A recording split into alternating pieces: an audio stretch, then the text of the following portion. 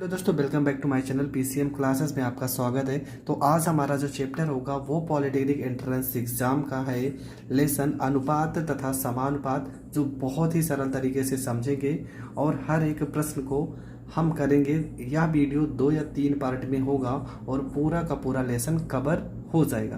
तो चलो बढ़ते हैं क्वेश्चन की ओर।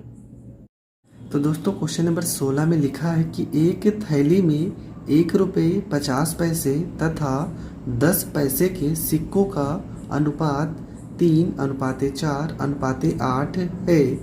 यदि इस थैली में कुल धन 116 रुपये हो तो 10 पैसे के सिक्कों की संख्या कितनी है, ये हमें बताना है।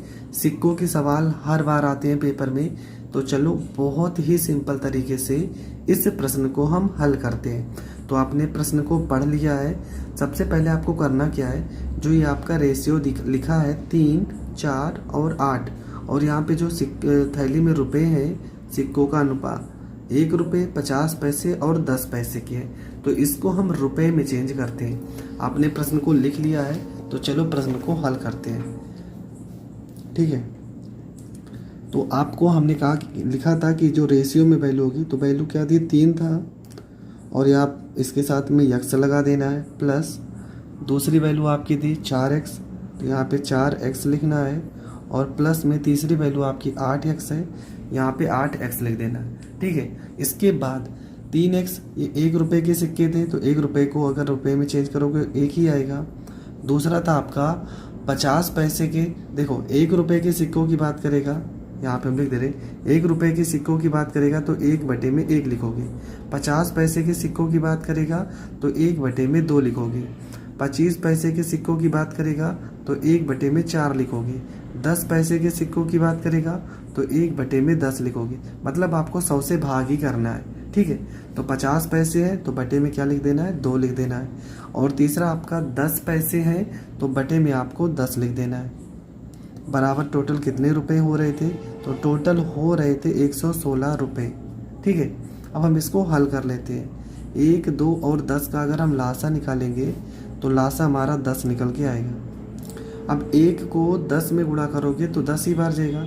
अब 10 को 3 से गुणा करेंगे तो ये हो जाएगा आपका 30 यक्स हो जाएगा। प्लस 2 को 10 में भाग करेंगे 5 बार जाएगा। 5 को 4 से गुणा करेंगे तो 5 चौको 20 यक्स हो जाएगा। प्लस 10 को 10 में भाग करेंगे तो 1 बार जाएगा। 1 को 8 में गुणा करेंगे तो ये 8 यक्स हो जाएगा, बराबर हो जाएगा 116।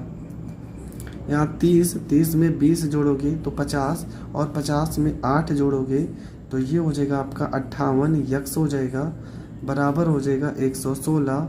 और ये 10 इधर भाग में है तो इधर आ जाएगा गुणे में, तो ये कट जाएगा 58 × 58। 58 को 2 से गुणा करोगे तो 116 हो जाएगा। अब यहाँ पे गुणा कर देते हैं तो ये हो जाएगा x बराबर 2 को 10 में गुणा करेंगे तो ये हो जाएगा आपका 20। x का मान कितना निकल के आया, तो x का मान जो निकल के आ रहा है वो निकल के आ रहा है आपका 20। पर प्रश्न में क्या पूछा था, तो प्रश्न में पूछा था कि 10 पैसे के सिक्कों की संख्या कितनी होगी। तो 10 पैसे वाली वैल्यू कितनी है, 8x है ना, तो ये हो जाएगा 8, और x का मान कितना आया है 20।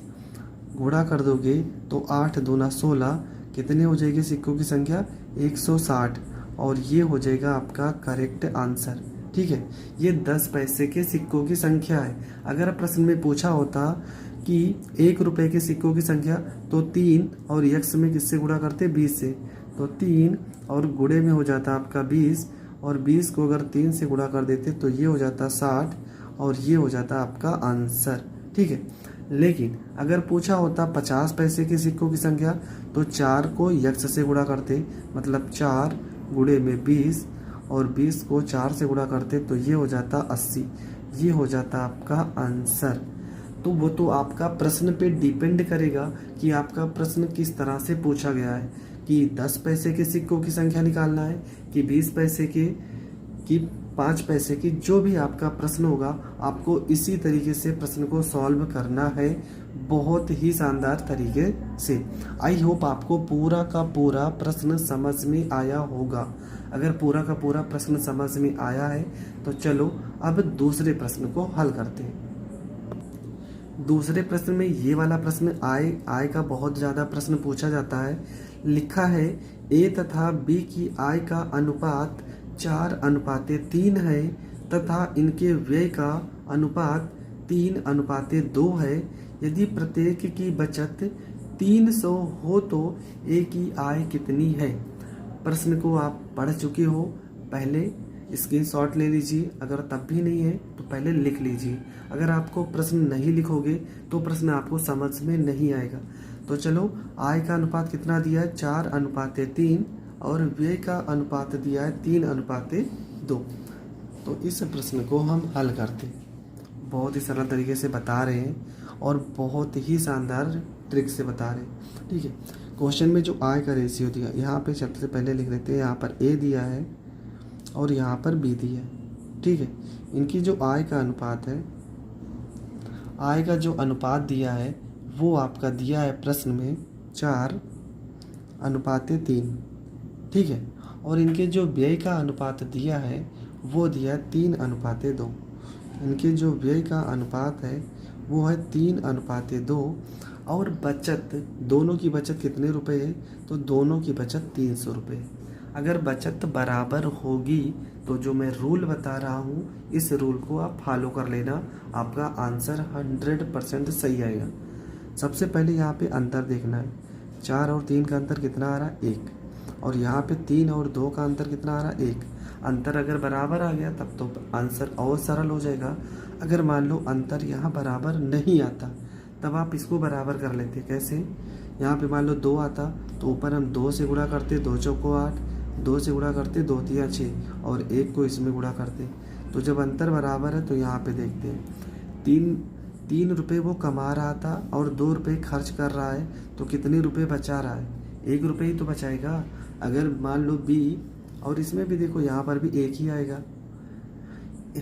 ए अगर 4 रुपये कमा रहा है और 3 रुपये खर्च कर रहा है तो उसका बचत कितने रुपये आएगा, 1 रुपये। उसी प्रकार क्वेश्चन में कह रहे हैं बचत 1 रुपये नहीं आनी चाहिए। बचत कितने रुपए की है, बचत है 300 रुपये की। तो 1 से कितने गुना ज़्यादा है, तो 1 से ये गुना ज़्यादा है 300। ठीक से 1 में कितने से गुणा कर दें, तो 1 में अगर हम 300 से गुणा करेंगे तो हमारी वैल्यू 300 आ जाएगी। तो हमसे प्रश्न में यही पूछा था कि ए की आय कितनी है, तो ए की आय कितनी निकल के आएगी, ए की आय कितनी थी 4, पर 4 ना होके उससे 300 गुना ज़्यादा। तो 4 में 300 से गुणा कर देंगे तो ए का मान कितना आ जाएगा 4 तियाँ 1200, और ये हो जाएगा आपका करेक्ट आंसर। अगर बी का पूछा होता तो बी में हम 3 में 300 से गुणा कर देते, ये कितना आ जाता, ये आपका आ जाता 900 रुपये। ठीक है, ये आपका करेक्ट आंसर हो जाएगा। अगर ए का पूछा है तो आपका आंसर जो आएगा वो 1200 आएगा। अगर बी का पूछा होता तो आपका जो आंसर आता वो 900 रुपये आता। अगर यहाँ पे व्यय की बात किया होता कि ए कितने रुपए व्यय कर रहा है, तो 3 में कितने से गुणा करते 300 से, तो 900 रुपये वो खर्च कर रहा है। और बी कितने रुपए खर्च कर रहा है, तो 2 को 300 से गुणा करते 600 रुपये। तो इस तरीके से आप चाहे आय निकाल सकते हो, खर्च निकाल सकते हो, और अगर व्यय दिया है तो व्यय भी निकाल सकते हो। तो ये तरीका लगाने से ये आपका फ़ायदा होगा। तो अगला जो क्वेश्चन होगा वो नेक्स्ट वीडियो में बताएंगे। आप वीडियो पर बने रहिएगा, आपको सारे के सारे क्वेश्चन हर टाइप के मैं ज़रूर बता दूंगा। तो मिलेंगे नेक्स्ट वीडियो में, तब तक के लिए जय हिंद, जय भारत।